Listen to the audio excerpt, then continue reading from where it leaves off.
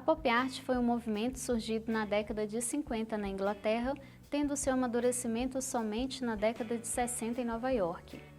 Esse movimento propunha que se admitisse a crise da arte que assolava o século XX, demonstrando com suas obras a massificação da cultura popular capitalista, utilizando signos estéticos de cores inusitadas, massificados pela publicidade e pelo consumo e influenciado pela indústria cultural, fazendo uso principalmente do gesso, do poliéster, da tinta acrílica e de colorações intensas e vibrantes, reproduzindo objetos em tamanho consideravelmente grande e depois ao tamanho normal. A pop art representava um retorno da arte figurativa, contrapondo-se ao expressionismo alemão que até então dominava a cena artística. Agora era a vez da cultura de massa, do culto à imagem televisiva, as fotos, as histórias em quadrinhos e a produção publicitária.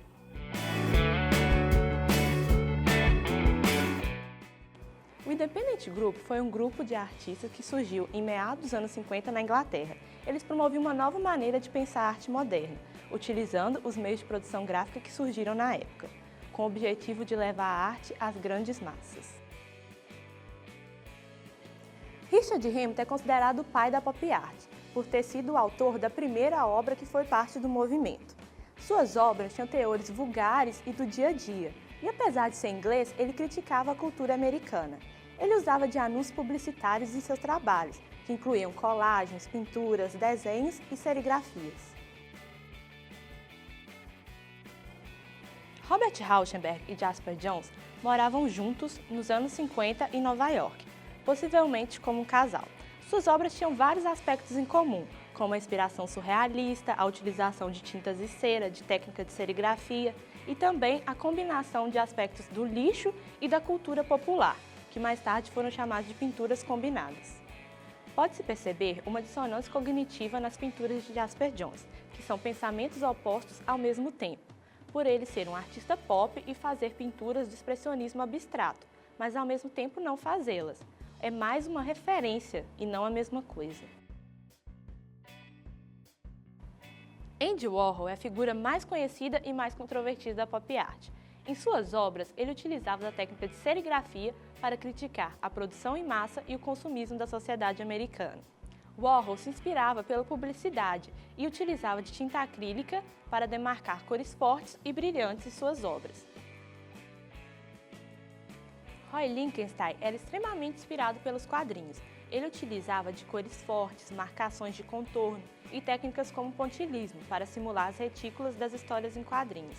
Suas obras eram cheias de paródias para criticar a cultura de massa americana, que era tomada pelo consumismo.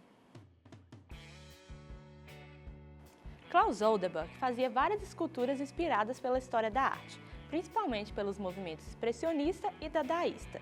Ele fazia de forma artesanal objetos de produção manufaturada, para criticar dessa forma o consumismo e o desperdício dos Estados Unidos nos anos 50 e 60.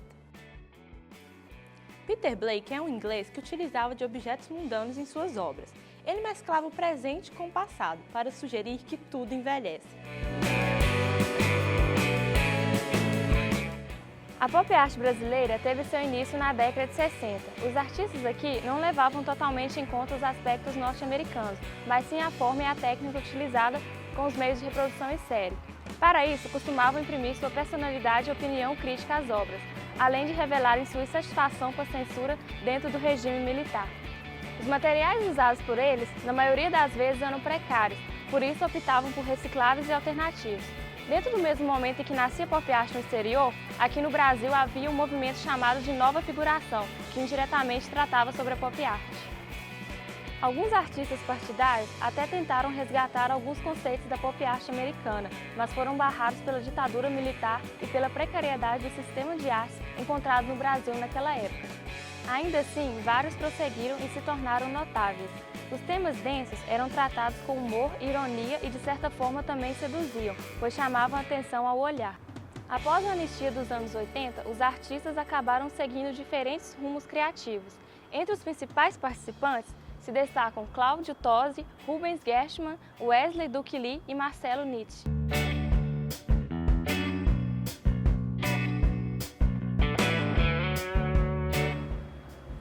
A A influência da pop art nos dias de hoje podemos perceber de duas maneiras. Na high culture nós temos as galerias, museus e teatros. E na low culture nós temos as revistas, propagandas comerciais, vinhetas de TV e videoclipes.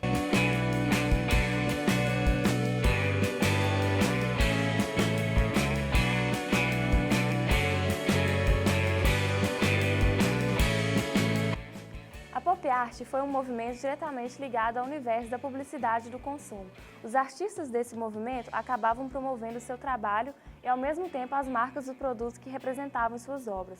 O uso de cores fortes e a ideia de retrô, mas jovem ao mesmo tempo, podem ser grandes aliadas na hora de trabalhar algum conceito em propagandas. A marca de champanhe Dom Perignon lançou na Europa em 2010 uma coleção exclusiva de 6 garrafas que homenageavam um dos maiores nomes da pop art, Andy Warhol. A escolha das cores e a forma de combinação entre elas lembra muito o trabalho do artista. Outra relação que podemos notar foi a questão da reprodução das garrafas na embalagem. Assim como fez com as latas de sopa Campbell's e as garrafas de Coca-Cola, a repetição é citada na campanha publicitária da marca Dom Perignon, que homenageia o artista. A identidade da marca Ray-Ban é, em sua essência, voltada para a cultura e arte independente. Em 2010, a marca resolveu reforçar esse posicionamento com a campanha Hair Prints, cujas peças são marcadas pela autenticidade e ousadia. Elas foram produzidas por artistas alternativos que misturaram seu estilo pessoal com influências da pop art. Para divulgar essa campanha, a marca resolveu realizar um evento chamado Ray-Ban Art Festival, que consistia numa exposição a céu aberto em que os artistas recriavam as peças da campanha em muros de estabelecimentos localizados em pontos boêmios e alternativos das cidades. David LaChapelle é um renomado fotógrafo dos Estados Unidos. No mundo da publicidade, David trabalha para variadas marcas.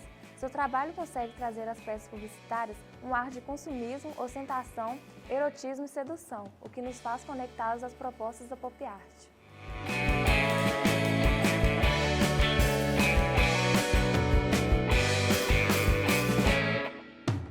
Eu descobri a pop art ainda na faculdade de Belas Artes, né, estudando História da Arte. Desde o começo eu me apaixonei pelo assunto e me aprofundei, né, estudei muito e já tinha muito a ver com o meu trabalho pela questão da cor e a questão da colagem, que eu já trabalhava colagem. Gostei de tudo na pop art, mas Andy Warhol, a princípio, com as suas figuras, né, de cinema.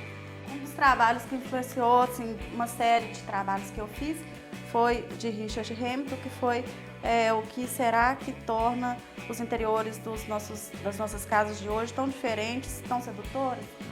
Esse trabalho, ele retrata mesmo o cotidiano, né, o dia a dia de uma casa com seus objetos de consumo, seus eletrodomésticos. Esse foi um trabalho que influenciou uma série que eu fiz, que eram ambientes internos, que tinha eletrodomésticos, produtos de consumo, ícones dessa sociedade de consumo mesmo. E foram, se eu não me engano, 8 trabalhos de pequenos formatos, assim como essa obra que é bem pequenininha, mas que tem grande significado. No começo eu trabalhava essas colagens, usava essas figuras, ainda existem as figuras no trabalho. Hoje de uma outra forma, né? Hoje eu trabalho muito com a questão da informação. Muito lado de informação que a gente recebe no dia a dia através das flores, que é um trabalho que chama Paraísos Artificiais, né? Que é realmente uma crítica que tem essa beleza sedutora, essas formas repetidas, e muita informação. Então é uma surpresa cada vez que as pessoas veem o trabalho, elas acham um elemento diferente. E o dia a dia da gente é assim, a gente recebe tanta informação que a gente se perde nelas, né? Tem coisa que passa pela gente e a gente nem vê.